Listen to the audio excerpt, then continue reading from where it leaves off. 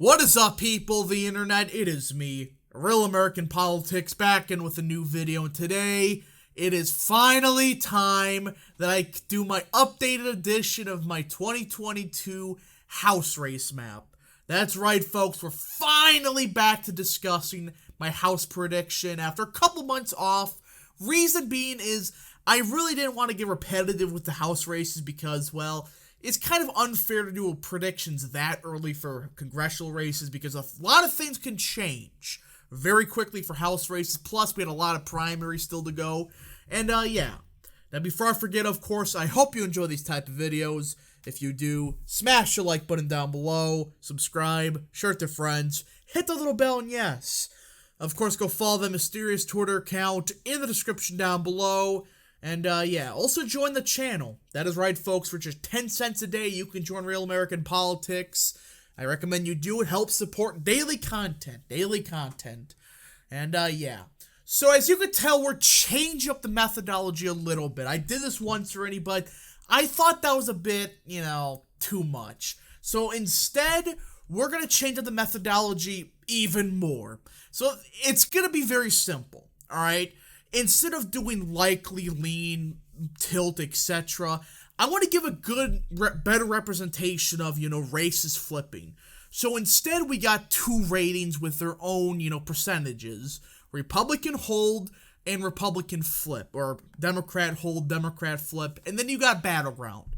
What I mean, Republican hold, essentially Republicans hold this seat, all right? Different colors. And if it's I would say a 5 or more point victory for the Republicans and they hold the seat, it's going to be what I consider safe. If it's within 5, it's a lean. But if the race is like super duper close, like within a point or so, I have it as battleground. Same thing Republican flip. Again, I'll put on the screen here so it's a better explanation. I really think this is a better way to indicate, hey, how are Republicans truly doing at flipping the House? Because it's kind of hard to tell, like, which race are flipping and all that stuff. Alright, so let's get into it, alright? Finally, we're back to 70 predictions. And, of course, I had some races that I really weren't bothered to talk about because anybody with a freaking brain cell would understand these races, they're not competitive, alright? Like, Wisconsin's 3rd, that's a free flip. Montana's 2nd, etc. These are easy races to call, discuss, whatever. So these are kind of my titanium seats, no discussion whatsoever. But let's go in alphabetical order. Let's start in a race that has gotten a bit intriguing lately. Alaska. Now, here's my issue with Alaska. Alright? You usually cannot correlate special elections with, general elections. Why?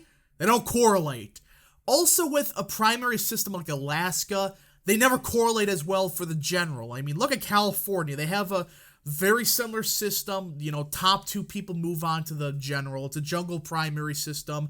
And Mike Garcia, Republicans won that seat by 15 points in 2020, but Garcia only won that seat by, I think it was a half point or so. So it never correlates that well. You know what I mean? Like Republican vote share. But this is a race that it is so tight, alright, because Republicans can't get their heads out of their ass. Then I'm putting this in battleground. That's right. Alaska's House race is so close right now, it is not fair for me to discuss if it's going to go Republican or not. I think that's a fair assumption because, well, it's Alaska.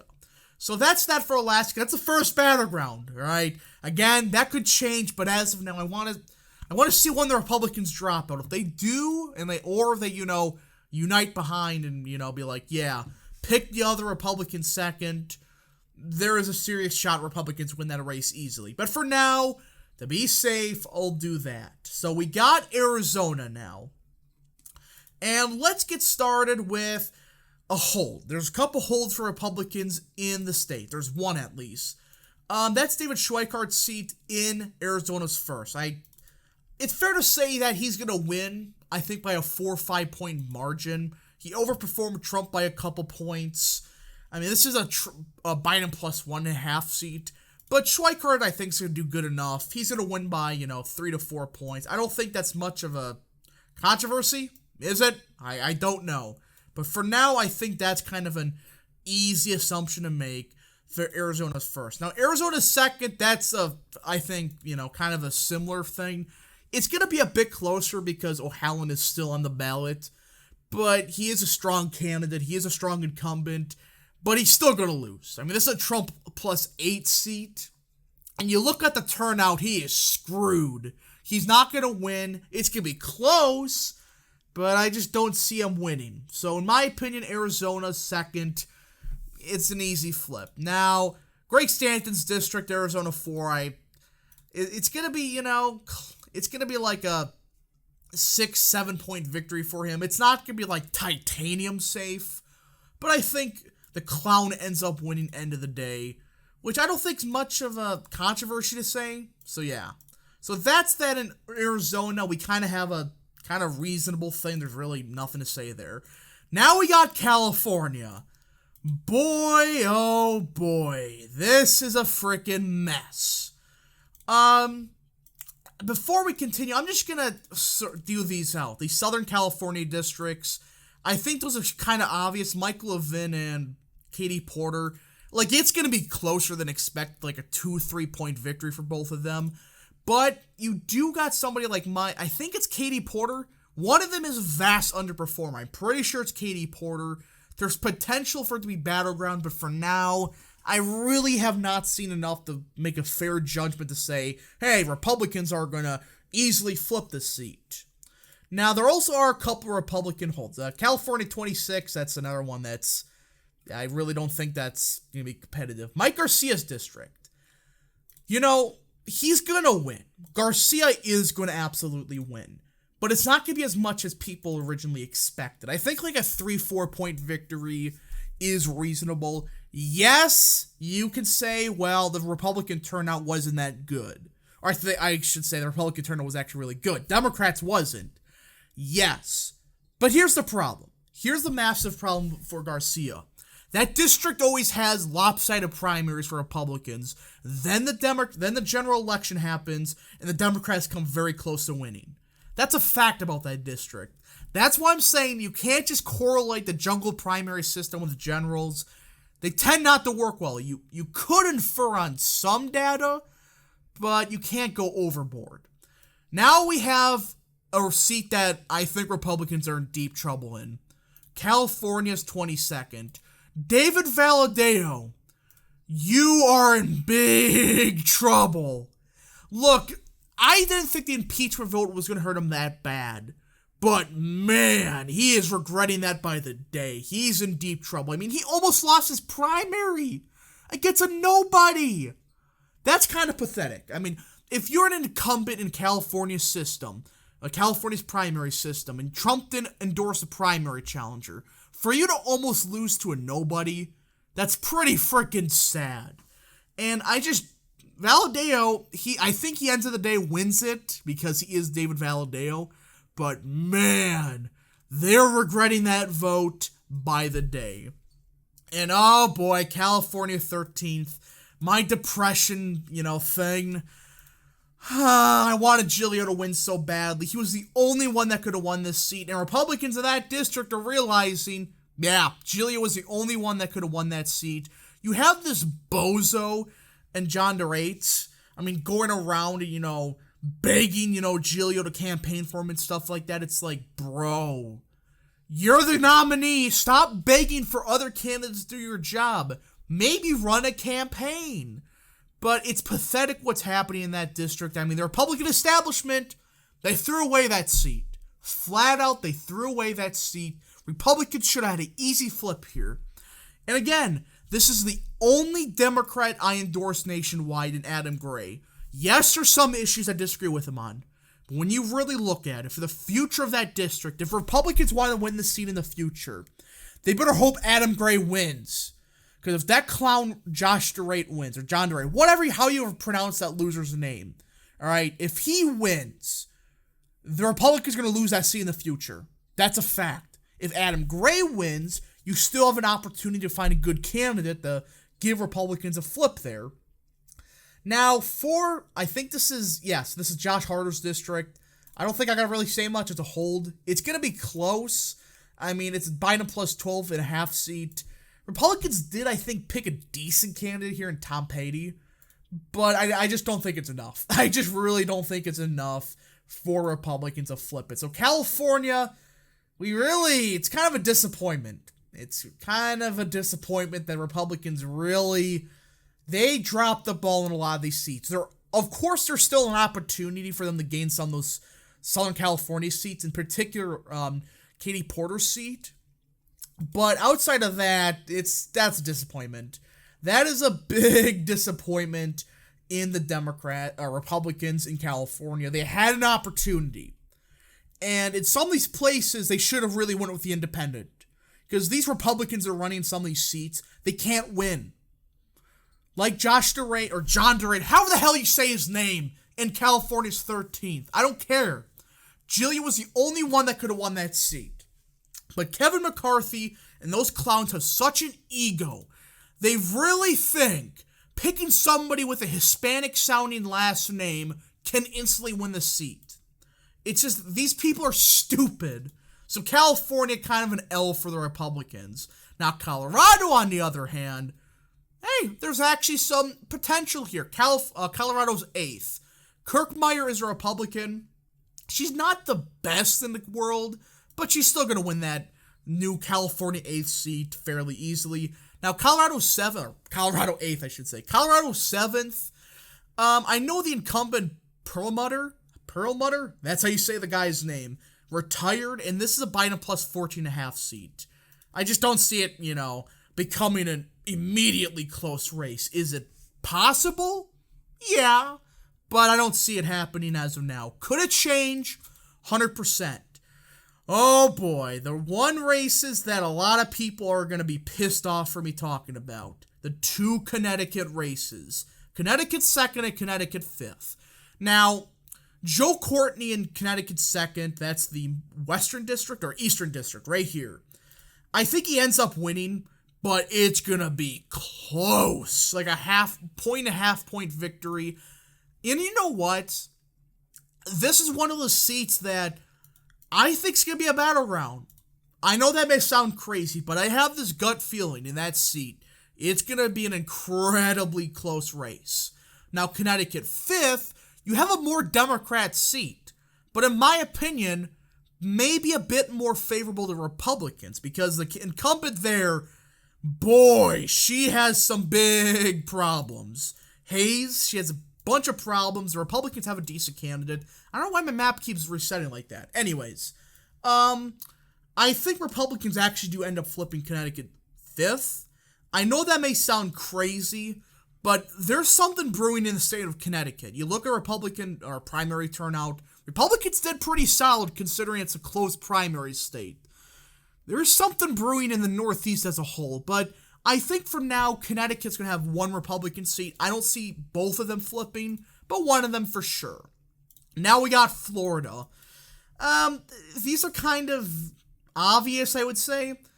Florida 27th, that's going to hold for Republicans. That's not really much of a argument. Now, Florida 23rd, though. The only reason that I don't have this race, titanium safe, is because it's a non-incumbent versus a Republican, and the turnout in the Miami area was actually pretty solid. I know some people were dooming about it, but reminder with Florida, this is the big thing that people need to understand. Republicans did not have a statewide race. Not a major one, at least.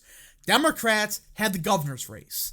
So, while Democrats going to hold this seat, I think it's going to be more competitive than people think. Now, Republicans are not going to win that seat, but I think it's a decent idea to say that seat's going to be more closer than expected. Same thing with Georgia 2nd. We'll get that out of the way. You know me, with Georgia 2nd, Chris West, he's a Republican. I don't think he was the best candidate. They should have went with the other guy. It's depressing. This could have been an easy flip. Now, could West win? Yeah, but it's going to be a bit tougher. All right, it is going to be a bit tougher to win this seat. But for now, I think Georgia 2nd will stay Republican. Now, Illinois also has a couple more seats. Let's go up here. Illinois 13th. That's kind of the weird one. That's the one that we got the cursed, That's how we got the cursed primary with Mary Miller and Rodney Davis. All right, that's the weird primary. But with this seat, it's technically a new seat. It's technically new. I think Republicans actually win it. It's going to be very close, but they actually got a decent candidate for the district. I mean, it's fairly a Democrat seat. I mean, it's like I think it's Biden plus 12. But I think Republicans, they got a good candidate there, and they will, I think, end of the day, win it. Now, Illinois 17th, I think that's another easy flip. I think that's a working class seat that's trending Republican. I don't think there's much of an argument against that. I just really don't see how people could say that Illinois 7th is going to be, safe Democrat. Now, Republicans, they may have dropped the ball on the candidate, but I still think, you got somebody like Darren Bailey on the ballot. Does he have some problems? Yes.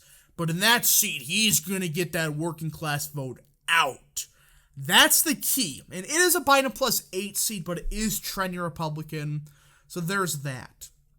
Now, for the Chicagoland seats, this is interesting, all right? There is one I could see Republicans potentially winning here. Illinois 6, this one here, all right? I'm putting it in battleground for now. Reason being is the Democrats, they picked, this is one of those weird primaries where, you had two incumbents running. And when you really look at it, Illinois 6, yeah. So wait, hold on, this is the weird one. Yeah, Illinois 6, I think Sean Casten, I think, yes. It's a weird one. Illinois had a bunch of they freaking drew so many weird districts. But it's one of those seats that, unironically, just like Illinois 14th, I think both will be close. Now, for Illinois 11th, well, this is Bill Foster's district. That's, Catalina Loft, I'm sorry, you're not going to win that seat. Just don't even, don't. But there are two seats in Illinois that I think Republicans could potentially flip. Is it possible? Yes. And I think Republicans are actually slightly favored to one of these seats. I think Illinois 6, that's kind of the big one that I think Republicans do have a shot of winning. I think they should win. Will they? For now, I have it as a battleground. There is something brewing there. Now, Indiana's first. Democrats, they're going to win the seat because Republicans picked a pretty bad candidate. Now, I know I was making good comments about, Jennifer Ruth Green, but man, she is a terrible campaigner. I am sorry, but that is not good. I'm sorry, but shilling for, people just because they're black, it's like, really? I know this is where Gary, Indiana is, but come on. Why are we doing this woke pandering crap? It never works, and it's stupid. It's complete nonsense that we're still doing this nonsense. Sorry about that, folks. I just had the cough real quick, so yeah. Now, Iowa's third. I don't think I gotta say much. That's a free flip. The only reason it's not gonna be, titanium Republican is because Sidney Axne is an incumbent, but Zach Nunn, who is the Republican candidate, he seems decent. And he's one of those people that I do think will do better than expected. It's kind of a free flip. People that say otherwise, you're delusional. Now, Kansas third. Now, everybody's going to say, the abortion referendum, and all that crap. But here's the thing. I made a whole video dedicated to this. With Kansas, what happened was a poorly worded amendment in a low turnout election with all of this other crap. It's not going to correlate. And plus, Kansas has a history of saying F you to traditional conservative values. It's a fact. I mean, some of those senators they had in the 90s and 80s and all that crap, I wouldn't call them most conservative in the world. Now, obviously, they got people like Roger Marshall now, but Kansas historically has been a weird state politically. But Kansas third, Republicans have a decent candidate. They're Atkins, and I think she wins. End of the day, I do think Atkins flips the seat. Republicans, I think, do make some ground up here. I don't think that's crazy to say. Now we got Maine. Maine second. Now, beforehand, I was a bit skeptical of, would Bruce Polikin win? And from what I've seen, he's running actually a not half bad campaign. Not the best in the world, but not terrible. Now, Jared Golden is a strong incumbent, obviously. I mean, he won by, what was it, like 8 points in a Trump plus 6 seat? And he does actually stand his ground on stuff like guns. But this is one of those things, though. I think Poliquin wins. He's running a good campaign, and with it being a red wave, I know people are going to say it's not a red wave, it's a blue wave. Shut up, first of all. But second of all, he is running a decent enough campaign where I do think he, end of the day, does win the seat. Now, Maryland 6. That's an easy flip. I don't think I gotta say much. It is a Biden plus 10 seat, but it is trending a bit Republican. And boy, do the Republicans pick a fairly strong candidate in that seat. Also going to fix Iowa 6, or 4th, excuse me. So yeah, that is kind of an easy flip for Republicans there. I don't think that's crazy to say. I mean, it's a Biden plus 10 seat, but it's trending Republican, and look where it's at on the map. I mean, enough said. Now we got Michigan. I want to flat out say Republicans will easily win Michigan 10th. That's where John James is. He's going to win easily. Republicans, this is a Trump plus 1 seat. It's trending heavy Republican. He's going to win that seat easily. He's going to win that seat borderline by titanium margins. But for now, I'll give the benefit of the doubt and say, okay, maybe there's a chance John James, wins by like 7, 8 points instead of like 10. I think that's reasonable to say. Now, also, I think Slotkin's done in Michigan 7th, all right? This is a Biden plus 1 seat. She's done. I truly think that she is done. Michigan 7th, goodbye. I think she wins end of the day by, 5 to 6 points. It's very close to being, within that, lean flip margin. But I think it's a fair enough assumption. And I also think that our Bozo loses in Michigan 8th, Kildee. He is a stronger candidate in a bit more of a Democrat seat. But I think Republicans end up holding that seat. Now, Michigan 3rd. I know a lot of people are going to lose their brain cells because they're really believing this narrative that John Gibbs is unelectable. First of all, if Peter Meyer was on the ballot, he would underperform John Gibbs. That's a fact. We have polling data to prove this. And second of all, Republicans, they're going to turn out to vote for John Gibbs, not for Mike Gibbs. But also, this is a seat that we have data to prove the swings we saw in 2020 in the presidential level, where Trump lost the seat by 9 points. There is evidence to say that was a one-off. We have evidence at the Senate level. We have evidence at the local level. That was a complete and total one-off. And I personally believe John Gibbs is going to win by a wider margin than expected. 3-4 point victory. That's why I have it in the lean Republican hold column. And people that really think Peter Meyer was going to get the Republican base out, be enthusiastic for him, no, they wouldn't. So yeah, Michigan 3rd, people are losing their brain cells over this. Republicans are going to win that seat fairly easily. Minnesota, this is a seat. There is one seat here that I think not enough people are talking about. Minnesota 2nd. Now, Craig originally, I think, would have ended up pulling this off because it is a Biden plus 7.5 seat. But Republicans had a decent candidate there. So I thought, okay, maybe there's a shot. But then something happened. I learned that there's a marijuana candidate here. If you don't know Minnesota politics, those weed candidates, the marijuana party, I don't know what they do. They literally smoke weed and get, 8-9% of the vote. And they usually shaft the Democrats. With that in mind, I think Republicans do, end of the day, flip Minnesota 2nd. I don't know how they do it, but the weed party just comes in clutch every time we need them to. So, yeah, that's that for Minnesota. And I think the next state is going to be, let's see here, Nevada. There's going to be a couple flips here. Obviously, I don't think I got to say much. Nevada 3rd, that's kind of the easiest flip. That's flipping Republican. Nevada 1st, I think is going to be a toss-up.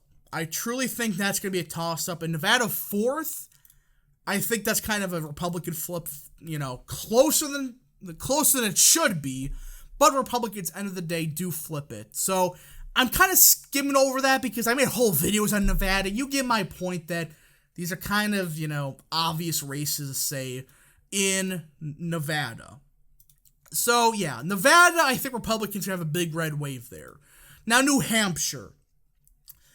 The fact of the matter is we don't know the candidates just yet. So, for now, until we know who the nominees are, I'm putting these as battlegrounds because we just don't know. We just don't know who the Republican candidates will be.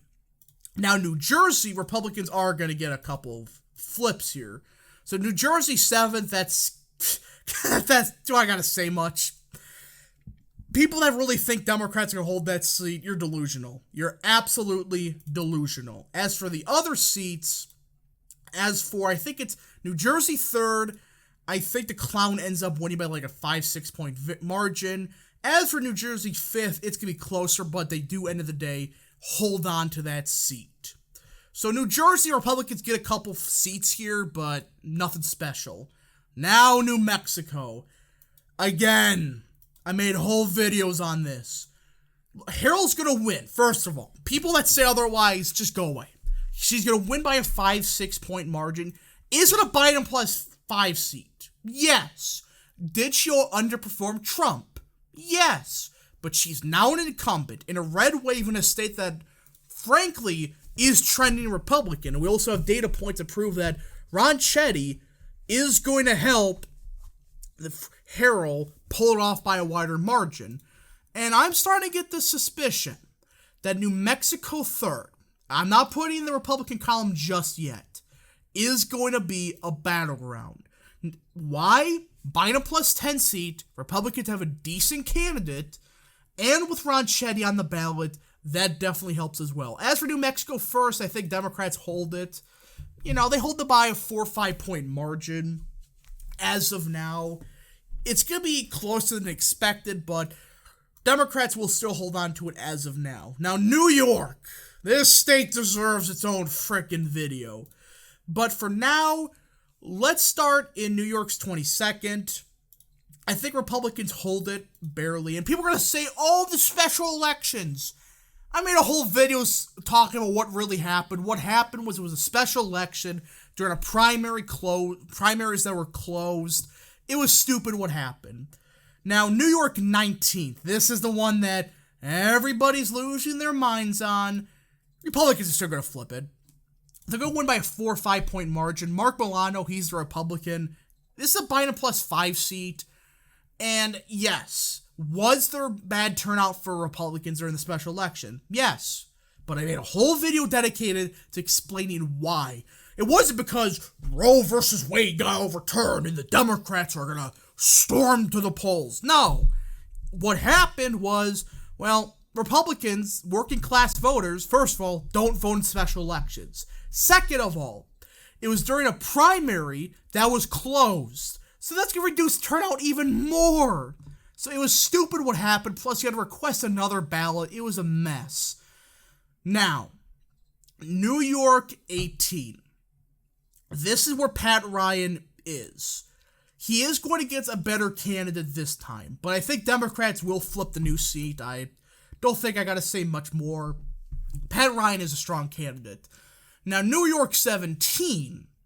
Maloney is going to hold on, but it's going to be closer than expected, like a 3-4 point victory. It is a Biden plus 10 seat. Republicans have a decent candidate here, but for now, I still think Republicans hold off this seat. Now, I think this is, what seat is this? I believe this is New York 3rd, right? This is Thomas Susie's district. Biden plus 8.5 seat. I think Republicans, they're going to have a full-on revolt in the Long Island area, especially with somebody like Lee Zeldin on the ballot. Those voters are going to vote Republican by ridiculous margins. I mean, with Zeldin on the ballot especially, I think that's going to help Republicans down ballot vastly. Now, Kathleen Rice's district in New York 4, I think she's not running, right? I think Laura Gillen's a Democrat. With that in mind, Democrats still hold the seat way too Democrat, but with it, not being an incumbent and all that, I think Republicans do have a shot of getting this race, potentially within 10 points. Will they win it? Or I should say 5 points. Will they win it? I don't think so, but there's a shot at least. Now, Zeldin's old district, that's going to be easy to hold. Especially with Zeldin on the ballot. He's loved in Long Island. He's not going to, Republicans are not going to magically lose that seat. People that think that are just, again, stupid. North Carolina. All right. I'm getting this right this time. Butterfield's not on the ballot. The 2 times I made videos on this, I screwed that up. With that in mind, Sandy Smith is a Republican. I think this is one of those other battleground seats that Republicans could win, and they should win, but as of now, it's so close to tell. Now, North Carolina's 13th, this is where Bo Hines is, he's going to win that seat easily. That's all I got to say about North Carolina. I got that right, people. Stop bashing me in the comments. All right, so we got Ohio, and Ohio's first. That's where Cincinnati is. Republicans are going to hold on that seat. Again, the Republican there is a very big overperformer. He's going to win that seat kind of easily by, 7-8 point victory. Ohio's 13th. This is where Giusetto is. She's kind of that grifter candidate. I think Republicans do hold but it'll be a closer margin. I mean, she did not perform that well in the primary, all right? Especially with Trump's endorsement. She did not do good at all. Almost lost. But I think Republicans still win this seat. It's still trending Republican, and it is technically a hold. Now, Macy Carpenter's district. Look, I've been talking to J.R. Majewski. Yes, I talk to him sometimes. Republicans are going to win that seat. All right, and I'm not just talking about just him. I'm talking to people on the ground there. Captor's done. She even knows it. She's kind of just given up. She's like, oh, I'm going to pretend to run a campaign, but I know that I'm kind of done here. So Republicans are going to get a Giga Chad in Ohio's 9th. Good job, Northeastern Ohio. You did your job. Now, Oregon. Now, the governorship, it's going to be close, but that's because of a third-party candidate. Quite frankly, with Oregon 4th, it's still a Biden-friendly district. I think Democrats hold that seat. It's a bit too Biden-friendly. As for Oregon 6, same thing. It's just way too close to the Portland area. And, yeah. Now, Oregon 5th, this is where Schrader lost. It's gonna flip. People that think, Schrader losing that primary is a good thing, for Republicans it is, because the Democrats picked a complete lunatic. And I truly think, right, that Republicans, they're going to see some significant improvements in this part of the state. It trended heavily Democrat in 2020. I truly think they're going to see massive improvements all around the board in Oregon, but I still think Oregon's 5th is going to be one of those seats that's kind of nationwide, indicating what's really going on here. Now, Pennsylvania, there are a couple of seats to discuss. Brian Fitzpatrick, that's already safe. I'm not even discussing that. That guy's a freaking juggernaut. So he's not going to lose that seat. Now, Susan Wild, she's done in Pennsylvania 7th. Pennsylvania 8th. This is Matt Cartwright's district. It is a Biden or Trump plus 3 seat. He's going to lose. All right. There's a lot of these working class voters that they turn down the Republican primary. I mean, you look at the primary data in Pennsylvania. That is not a good sign for them. Those former blue collar Democrats in that part of the state, they either did not vote for the Democrat primary or they voted in the Republican primary. That's what happened. Now, Pennsylvania 17th, this is a Biden plus 6 seat, and if Lamb was still on the ballot, he would easily win. But I think Republicans do flip this race. It'll be close, but I think they'll flip it by, a point or so. If Lamb was on the ballot, I think he would have won. But, yeah. Now we get to the one race that, oh, boy, this is going to cause some fires in the comments. Look, here's what I'm going to say. Fun is going to win. He's going to win this race. If you don't know Rhode Island politics, don't look it up.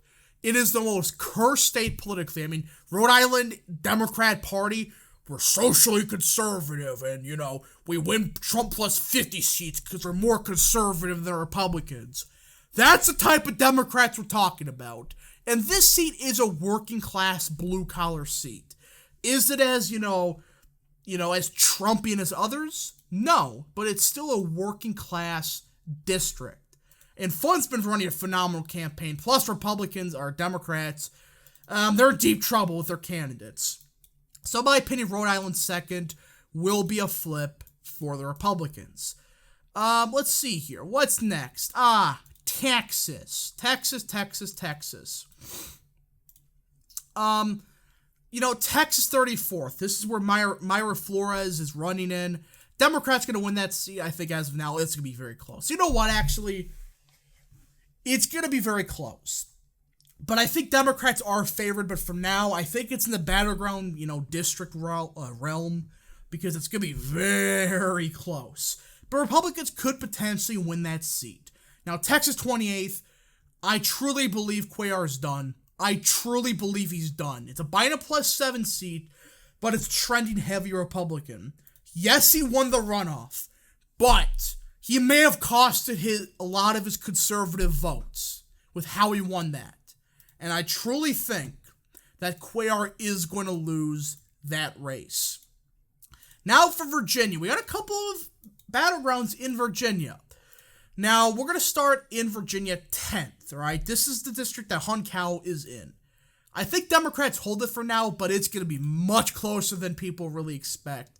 Spanberg, she's going to lose. The Republicans actually got a good candidate for once. They got Yislo Viga. She's fairly solid on the issues, running a solid campaign there, and she's going to win. Now, Virginia 2nd. This is where Luria is. And the Republicans dropped the ball on their candidate. But, end of the day, it's still only a Biden plus 3 seat. The incumbent's not well liked there. I think Republicans, end of the day, barely flip it. It's going to be close. But the end of the day, do flip that seat. Let's see here. What's left? Washington. That's the last seat to discuss. As you can tell, there's really only 2 seats to discuss here. Washington 6 may be a shocker to you, and Washington 8th, that's not really a shocker. The Republicans are going to win that seat. I don't think I got to say much more. It's a Biden plus 7 seat, and the incumbent already knows she's done on arrival there. She knows she's in deep trouble. Kim Schreier.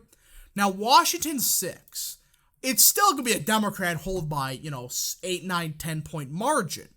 But this is a district I recommend people watch on election night.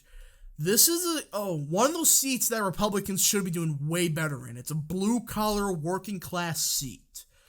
And there is potential for Republicans to do better than expected here. Now, will they win it? No.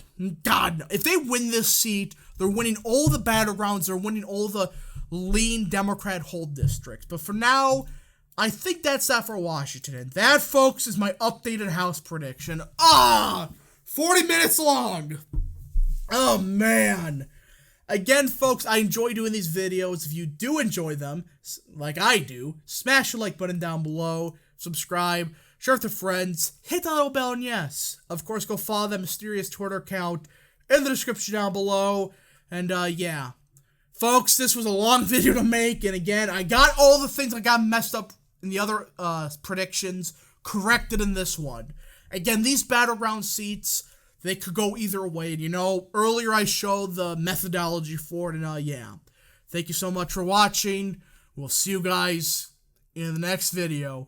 Godspeed to all of you.